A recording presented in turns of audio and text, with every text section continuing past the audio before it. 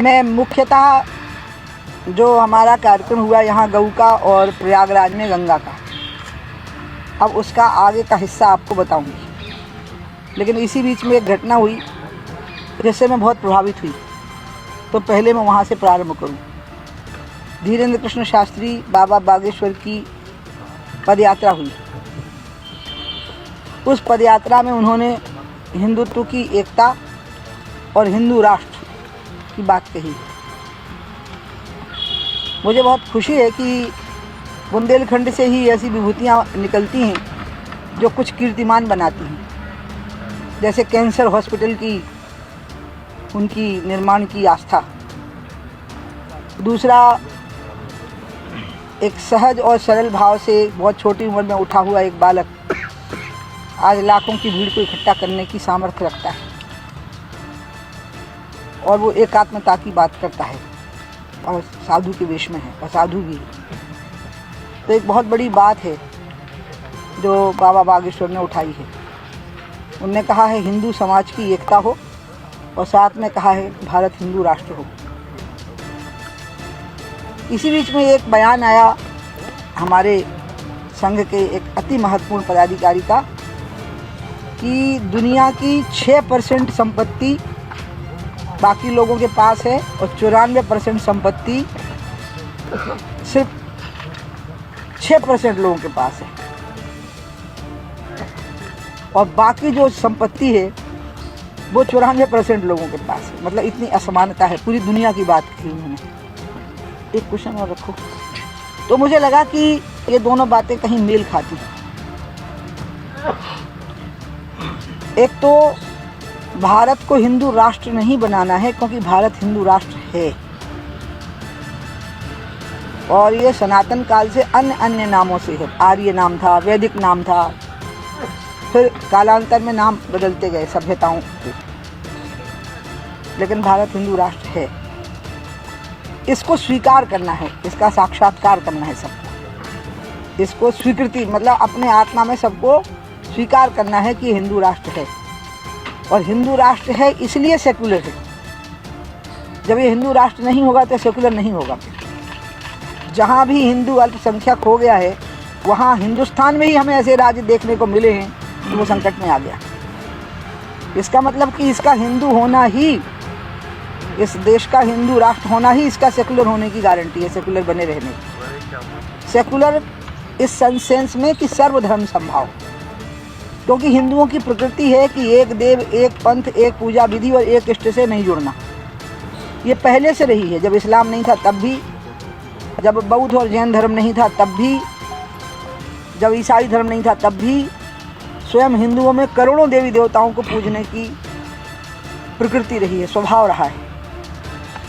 भैया इस लाइट से दिक्कत हो जाएगी मेरे को, रेटिना उस दिन प्रॉब्लम हुई थी तो आज तक मेरे आंसू बहने बंद नहीं हुए थे। नहीं, ये लाइट इधर लाइट चमक रही है और सीधे मेरी आंख में जा रही, मुझे बहुत डिस्टर्ब होती है। हाँ, तो इसलिए विविधता में एकता देखना ये हिंदू की प्रकृति है, और विविधता में एकता देखने के कारण ही भारत हिंदू राष्ट्र होते हुए भी सर्वधर्म समभाव को मानता रहा, सेकुलरिज्म को मानता रहा। लेकिन हाँ, विविधता में एकता देखना ये बात बहुत महत्वपूर्ण है। उनके लिए जो दूसरे लोग यहाँ रह रहे हैं, ईसाई और मुस्लिम, जो अभी 2-2.5 हज़ार साल के बीच में जो पूजा विधियाँ पनपी हैं, उन लोगों को ये आदत डालनी पड़ेगी कि भारत का सोच ऐसा है कि वो विविधता में एकता दिखता है, और जब वो ऐसा सोच बना लेंगे तो वो भी हिंदू राष्ट्र का ही अंग है, क्योंकि हिंदू राष्ट्र की यही प्रकृति है, यही हिंदू की प्रकृति है कि विविधता में एकता है। तो जो विविधता में एकता मान के यहाँ रहेगा वो किसी भी धर्म को मान रहा होगा, किसी भी ग्रंथ को पढ़ रहा होगा, वो भावनात्मक रूप से आध्यात्मिक भाव से एक हो जाएगा। अब वो इसलिए मैंने आपको कहा ना कि जो हमारे माननीय सरसंघ चालक का भी कहना है, डॉक्टर हेडगेवार जी ने भी कहा था कि भारत हिंदू राष्ट्र है, इसको हिंदू राष्ट्र घोषित नहीं करना। हाँ, भारत हिंदू नेशन, हिंदू स्टेट नहीं है। हिंदू स्टेट होने का मतलब होता है एक धर्म पर आधारित राज्य व्यवस्था को चलाना, वो भारत नहीं है और ना वो भारत कभी होगा, क्योंकि हम सर्वधर्म समभाव को मान करके चले। दूसरी बात, जो आज सर्वत्र चर्चा का विषय है कि हिंदुओं में एकता हो, वो जाति पाति से ऊपर उठी। ये बहुत महत्वपूर्ण विषय है कि हिंदुओं की संख्या इतनी बड़ी होते हुए भी वो दीनहीन स्थिति में क्यों रहे।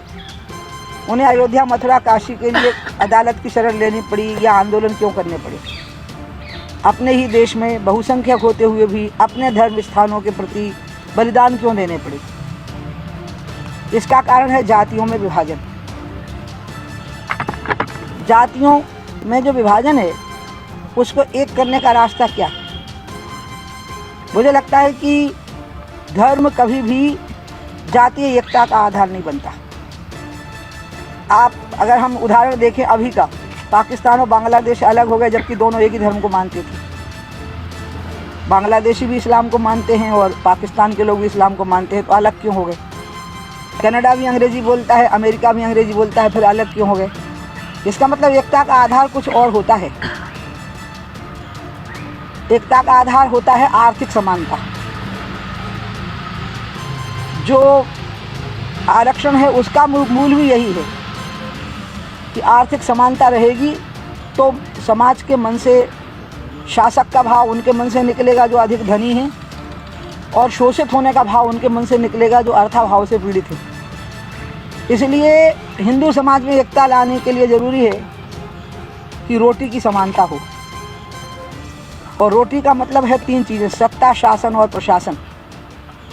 रोटी का मतलब खाली रोटी नहीं है, क्योंकि अब भूखमरी से मृत्यु नहीं हो रही, लेकिन फिर भी भीषण अंतर है प्राइवेट अस्पताल में और सरकारी अस्पताल में, प्राइवेट स्कूल में और सरकारी स्कूल में। कुत्ते हवाई जहाज़ में गए हैं कोरोना काल में और लोग पैदल चले हैं लाखों लोग। ये इसी देश ने इसको देखा है। इसलिए रोटी और बेटी में आप किसी की बेटी को किसी के यहाँ ज़बरदस्ती नहीं ब्याह सकते, लेकिन अगर कोई बेटी तय करती है या कोई बेटा तय करता है या दोनों तय करते हैं कि हमें विवाह करना है, तो वो किसी भी जाति के हों उनके प्रति उदारता दिखानी होगी समाज को। तो ऑनर किलिंग जैसी बात नहीं होगी, तो सामाजिक बहिष्कार जैसी बात नहीं होगी। किसी भी जाति की बहू होगी उसको प्रेम से स्वागत करना होगा, और किसी भी जाति का दामाद होगा उसका प्रेम से स्वागत करना होगा। तो बेटी में एकता का आधार तो बनेगी उदारता समाज की। समाज को उदार भाव रखना पड़ेगा। और रोटी में सत्ता, शासन और प्रशासन में बराबर की भागीदारी है कि नहीं, इसको सुनिश्चित करना पड़ेगा। खाली हो गए बराबर, आओ गले लग जाओ, इससे कुछ नहीं होने वाला। फिर पाकिस्तान और बांग्लादेश एक ही रहे होते जबकि एक ही धर्म था। फिर कनाडा और अमेरिका एक ही रहे होते जबकि एक ही भाषा बोल रहे थे। लेकिन आर्थिक असमानता आ गई थी बहुत बड़ी, शोषण बहुत बढ़ गया था आर्थिक आधारों पे। तो मुझे लगता है कि अब ये मामला आगे बढ़े, और आगे इस पर बढ़े कि सत्ता, शासन और प्रशासन में सभी की बराबर की भागीदारी हो जाए। सबको लगे कि हमारा स्थान है, खाली दिखाने के लिए नहीं है, सच में हमारा स्थान है और हम उसी जगह पर बैठे हुए हैं जहाँ पर कि बाकी के लोग बैठे हुए हैं। और जो बात मैंने कही है कि विवाह के मामले में बेटी का मामला अलग है, इसमें तो अगर किसी ने तय किया कि हम दूसरी जाति में विवाह कर रहे हैं, बेटा बेटी दोनों ने, तो उदारता को उनके प्रति बरतनी होगी, उनका सम्मान करना होगा। उसमें संकीर्णता, ऑनर किलिंग, बहिष्कार, मिलेंगे नहीं, निकाल दिया, मरने के बाद ही आना, ये सब बंद करना पड़ेगा। लेकिन हाँ, अरेंज नहीं हो सकता इसमें, क्योंकि बहुत जल्दी बेड़ियाँ कटती नहीं। लेकिन अगर कोई बेड़ी काट के प्रेम की धारा में बह के समाज का सम्मान करते हुए विवाह में बंधन में बंधना चाहता है तो उसका सम्मान रखना होगा, आदर करना होगा। और रोटी में तो बिल्कुल सोच समझ के सूझबूझ से बंटवारा करना होगा कि सत्ता में भागीदारी कितनी है, शासन में भागीदारी कितनी है और प्रशासन में भागीदारी कितनी है, और रिजर्वेशन के अलावा भागीदारी कितनी है। क्योंकि रिजर्वेशन तो एक मजबूरी है, रिजर्वेशन की मांग भी मजबूरी में उठी है, और रिजर्वेशन एक संवैधानिक बाध्यता है, क्योंकि संविधान में दर्ज है कि इतना रिजर्वेशन देना पड़ेगा। अगर वो नहीं होता तो शायद वो मिलता ही नहीं।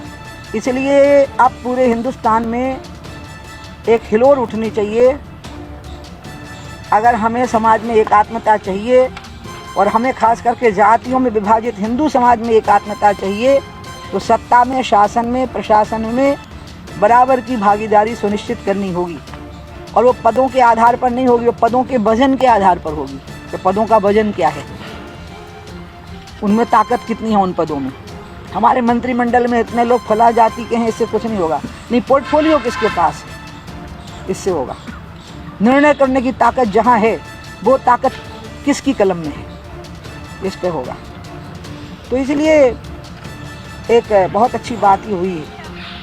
अब रही आर्थिक बंटवारे की बात, जिसमें कि सच में ये बहुत भयावना अंतर है कि बहुत सीमित लोगों के पास में बहुत बड़ी धनराशि पहुंच गई है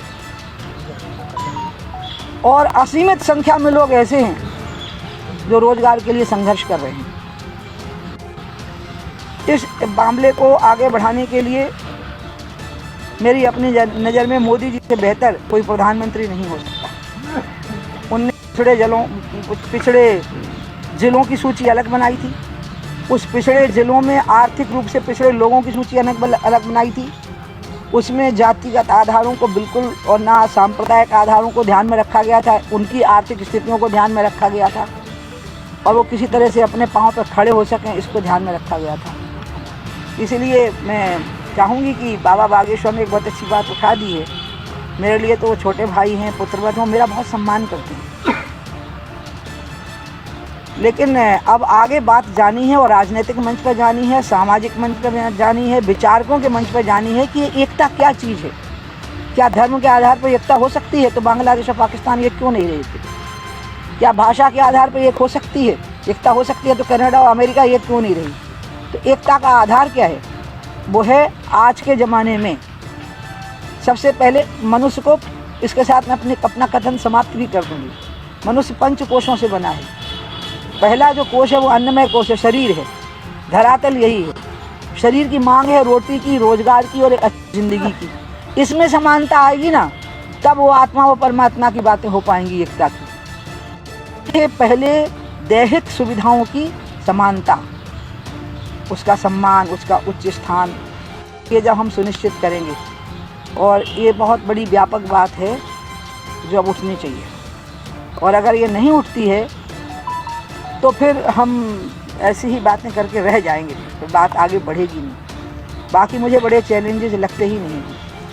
हम सब चीज़ों से निपटने में सामर्थ्य रखते हैं। हम पाकिस्तान को आप देखिएगा, बहुत बुरी हालत में पाकिस्तान खुद आएगा। आत्मघाती कदम उठाए हैं उसने। हमारे लिए बड़ा चैलेंज नहीं है वो। हमारे लिए दुनिया में कोई चीज़ बड़ी चैलेंज नहीं है। हमारे लिए सबसे बड़ा चैलेंज है अपने ही देश का भ्रष्टाचार ख़त्म करना और अपने ही देश में सबको आर्थिक दृष्टि से और सत्ता की दृष्टि से, शासन की दृष्टि से, प्रशासन की दृष्टि से बराबर की भागीदारी स्वाभाविक प्रक्रिया में दिखाना, बिना आरक्षण के दिखाना। जो आरक्षित हैं उन पदों के अलावा भी हम महत्वपूर्ण स्थानों पर वंचित वर्गों के लोगों को रख सकते हैं, जहां निर्णायक ताकत है। तो मुझे लगता है कि ये बात आगे बढ़ेगी। नहीं तो एक बहुत बड़ा भीड़ भड़का हो, मजमा इकट्ठा होके और फिर शांति सी हो जाएगी, फिर ये बात आगे उठेगी नहीं। मेरी बहुत इच्छा है कि ये बात सभी लोग मिल कर के उठाएं और सभी राजनीतिक दल इस पे एक हो जाए। अब मुझे लगता है कि आप लोग मुझसे पूछिए, मैं आपको बताऊं कि गौ और गंगा का ये बताना था कि मैंने अपनी मुख्य बात पहले ही कह दी। अब दूसरी बात जो मुझे जिसकी आज चर्चा करनी थी कि गऊ के मामले में तो मध्य प्रदेश और पूरा देश एक है कि किसानों के गौ पालन से ही गाय बचेगी और किसान गौ पालन करने की हालात में आ सके, इसमें सरकार को सहयोगी रुख अपनाना पड़ेगा, पीछे रहना पड़ेगा। लीड्स किसान की होगी और उसको जहां असुविधा होगी वो पूरी करनी पड़ेगी सरकार को। ये किसानों की बातचीत से मुझे लगा पूरे हिंदुस्तान के किसान मुझे मिल लिए हैं इस बीच में।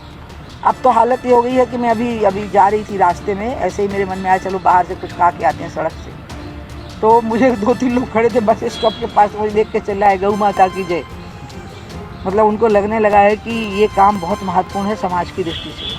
सागर का शानदार hotel, royal palace, swimming pool, Kohinoor restaurant, diamond bar के साथ AC luxury room, banquet hall एवं कॉर्पोरेट जगत के लिए मीटिंग हॉल। तो अपने यादगार पलों को बनाएं और भी खूबसूरत होटल रॉयल पैलेस के साथ। हमारा पता है किला कोठी, राजघाट रोड, तिली, सागर, मध्य प्रदेश।